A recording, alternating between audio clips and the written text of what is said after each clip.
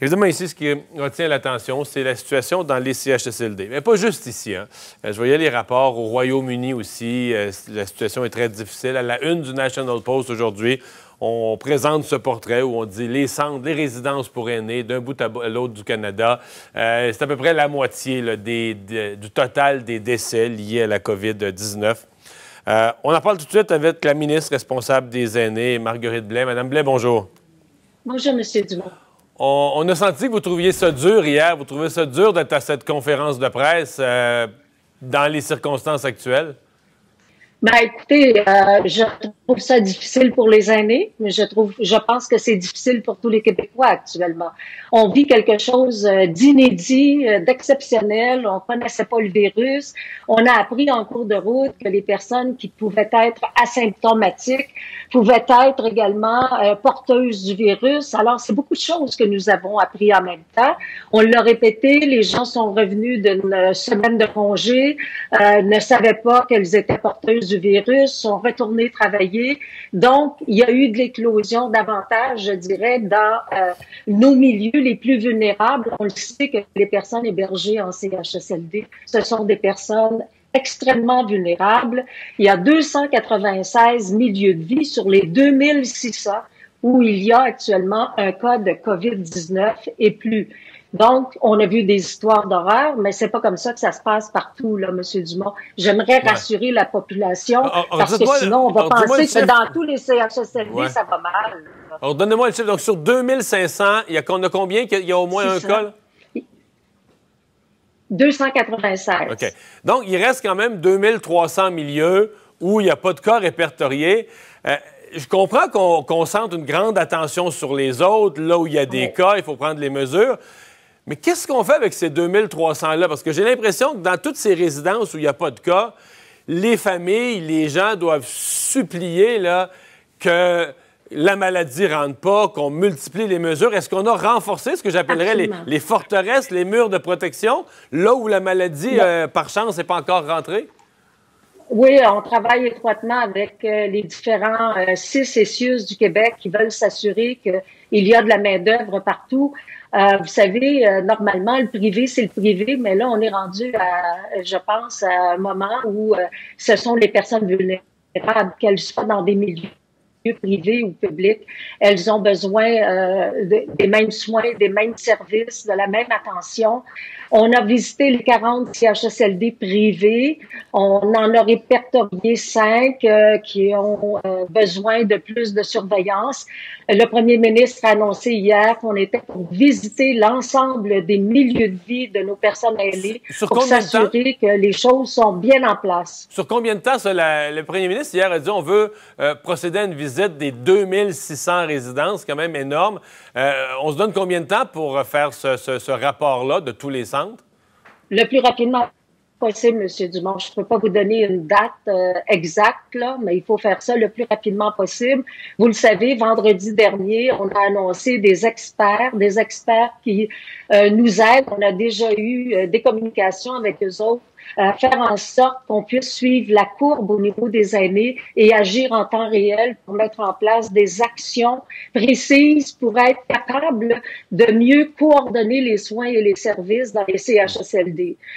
Vous savez qu'on a dégagé des lits dans les hôpitaux parce que c'était la chose à faire. On voulait vraiment préparer les hôpitaux pour être en mesure d'accueillir les personnes ayant la COVID-19. Maintenant, on se rend compte que ça s'est mieux passé que prévu. Alors maintenant, toute l'attention doit être faite auprès de nos personnes les plus vulnérables. Ouais. Mais et du personnel aussi, du personnel. Et du personnel. Mais on comprend bien que dans le délestage des hôpitaux, il y a des familles qui sont déçues, furieuses, qui disent on a pris des gens, pour délester les hôpitaux, libérer des lits d'hôpitaux, on a pris des gens et on les a déplacés dans des CHSLD où la maladie était déjà entrée. J'ai même vu des familles qui disent on a envoyé notre parent quasiment à l'abattoir. C'est un dur constat. Ben, ça m'étonne qu'on ait déplacé des personnes dans des milieux déjà infectés, mais il y a une chose qui est certaine, on ne déplace plus personne d'un centre hospitalier à un CHSLD. Si la personne doit retourner dans son milieu parce qu'elle a une place en CHSLD, on la met dans ce qu'on appelle une zone tiède, donc un endroit où pendant 14 jours, elle va pouvoir récupérer, on va pouvoir suivre aussi l'évolution comment elle se comporte par rapport à la COVID-19. Est-ce que c'est vraiment terminé avant de pouvoir la transférer? Mais il n'y a plus aucun transfert dans les CHSLD de nouvelles personnes, là. Alors ça, c'est important à dire. Puis on a mis aussi en place des zones chaudes, des zones froides.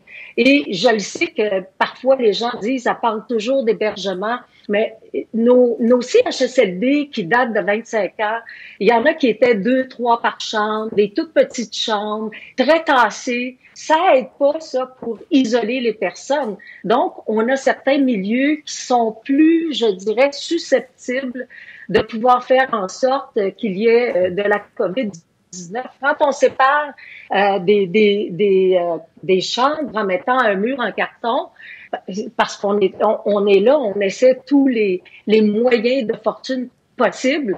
C'est ça qui nous dit qu'il faut vraiment reconstruire nos établissements. Il faut aussi réfléchir aux soins et aux services. On a déjà en place une équipe pour travailler sur une politique de soins et d'hébergement. Ça va demander des changements organisationnels, de plus petites unités, puis il va falloir qu'on ait plus de personnel. Là, on cherche des bras, là, M. Dumont. Ouais. On a besoin de tous les bras possibles parce qu'il y en a qui sont malades. Ouais. Oui. Ouais, je vous les lance, les hypothèses. On a vu l'hypothèse d'une espèce d'appel aux travailleurs, par exemple, tous ceux qui sont dans le secteur collégial, là, dans les sciences de la santé, les sciences infirmières, la biologie, etc., est-ce que ça, c'est une hypothèse?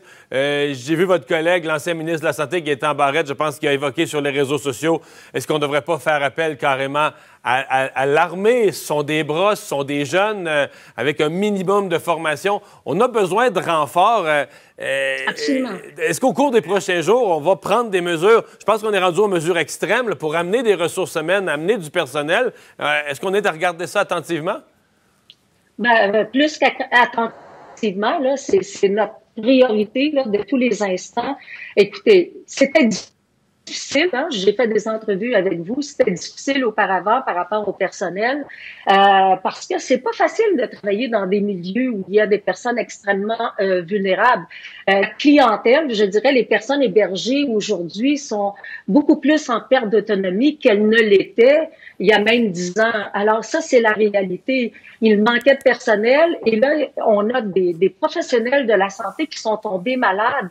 Fait qu'effectivement, on a besoin de toutes les personnes qui sont capables de venir prêter main forte actuellement. Oui, il y a des hypothèses d'étudiants et même de personnes qui sont dans les domaines de la santé, mais avec les médecins spécialistes, les omnipraticiens aussi, la Fédération des omnipraticiens, ils nous ont dit qu'ils étaient présents pour prêter main forte. Ça commence à se déployer. Alors, on a besoin de ça. C'est impératif. Ouais. Dans le cas des médecins spécialistes, eux, ils disent que ça fait 10 jours qu'ils sont prêts pour aller aider dans les CHSLD, puis c'est votre gouvernement qui ne répond pas. Est-ce que c'est parce qu'ils nous disent pas tout, puis ils demandent de l'argent, puis il y a une négociation en cours? Ou bien pourquoi les médecins spécialistes n'ont pas eu un signal immédiatement? Oui, venez-vous-en, on a besoin de renfort. Et on parle de 10 jours là, qui se seraient perdus.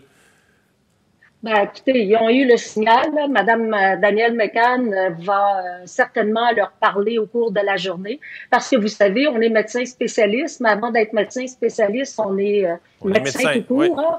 On est médecin, alors on est en temps de crise, on a besoin de tous les médecins possibles. On a besoin aussi des retraités en tant qu'infirmières, infirmières auxiliaires, préposés à venir nous prêter main forte actuellement dans nos milieux pour nos CHSLD les plus critiques. Et ce que je vais vous dire aussi, M. Dumont, parce que la question a été posée hier, est-ce que vous allez rendre public la liste des CHSLD les plus à risque, ceux qui sont dans la zone rouge? Alors, c'est affirmatif. Le ministère de la Santé et des Services sociaux va rendre cette liste publique par mesure de transparence. Ah, c'est très bien, parce que là, les journalistes d'enquête de chacun des médias qui essaient d'avoir les chiffres, ça fait bizarre un peu. Je suis content d'entendre ça. Parlant de chiffres qui ont été révélés, il y a l'Institut de gériatrie, là, qui est quand même l'Institut universitaire. On dit que c'est le centre d'excellence pour montrer aux autres CHSLD les meilleures pratiques. On avait annoncé 5 cas. Là, ce serait 33 décès depuis environ 3 semaines, moins d'un mois. Ça vous inquiète, cette situation-là, à l'Institut universitaire de gériatrie? Mais tout à fait. Et en plus, vous le savez que c'est pas un établissement qui date d'hier, là. Ça date de plusieurs années aussi, hein. Alors, à une époque, on construisait d'une certaine façon, hein. On n'avait pas... on n'avait pas les virus qu'on a aujourd'hui, on n'avait pas ces éclosions-là. Alors, vous savez, concernant le décalage entre le 33 et le 5, c'est que entre les informations dans les établissements régionaux, avant qu'ils soient transmis souvent à la Direction nationale de santé publique, ça prend un petit peu plus de temps, mais dans ce cas précis, nous sommes en train de regarder la situation pour être en mesure de pouvoir prêter main forte le plus rapidement possible. Madame Blais, merci beaucoup d'avoir été avec nous.